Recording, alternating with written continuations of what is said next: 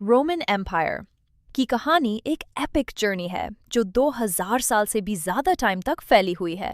इसकी शुरुआत इटली में कुछ छोटे छोटे गांव से हुई थी, लेकिन धीरे धीरे ये एम्पायर वेस्टर्न वर्ल्ड के एक बड़े हिस्सा पर राज करने लगा और उसकी कल्चर, लॉ और लाइफस्टाइल पर गहरा असर छोड़ गया। हर डिटेल कवर करना मुश्किल है, लेकिन हम इसके मेजर फेजेस को समझ सकते हैं।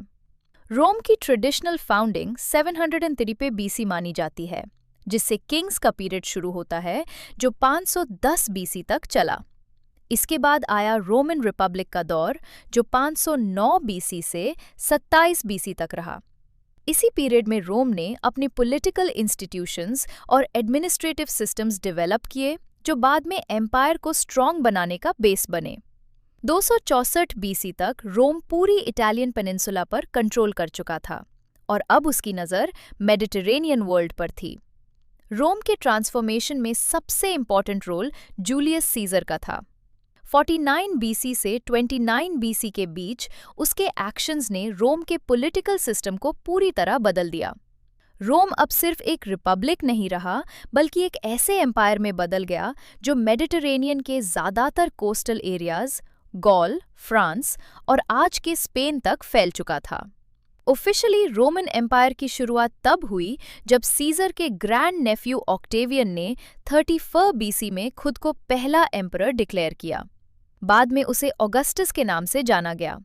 अगस्टस ने एक सेंचुरी से चल रहे सिविल वॉर्स का एंड किया और पैक्स रोमाना का युग शुरू किया, जो 30 बीसी से 192 एडी तक चला। इस पीरियड में एम्पायर ने पीस, स्टेबिलिटी और प्रॉस्पेरिटी देखी।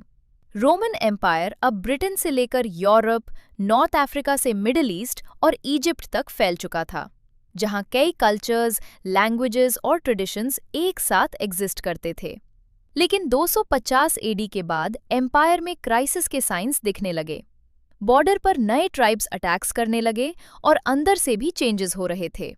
इसी दौरान क्रिश्चियनिटी रैपिडली स्प्रेड हुई और 324 एडी में एम्परर कॉन्स्टेंटाइन ने क्रिश्चियनिटी एक्सेप्ट कर ली। 330 एडी में कॉन्स्टेंटाइन ने कैपिटल को रोम से शिफ्ट करके बिज़ेंटियम ले गया, जिसका नाम उसने कॉन्स्टेंटिनोपल रखा, क्योंकि ईस्टर्न रीजन ज़्यादा रिच था और डिफेंड करना भी इजी था। आगे चलकर 395 एडी में एम्परर थियोडोसियस द फर्स्ट ने अपने दो बेटों के बीच एम्पायर को डिवाइड कर दिया, जिससे वेस्टर्न रोमन एम्पायर और ईस्टर्न रोमन एम्पायर का फॉर्मेशन हुआ। वेस्टर्न रोमन एम्पायर ज़्यादा टाइम तक सरवाइव नहीं कर पाया और 476 एडी में लास्ट एम्परर रोमुलस अगस्टुलस को एब्डिकेट करना पड़ा। इसके साथ वेस्टर्न रोमन एम्पायर का एंड हो गया।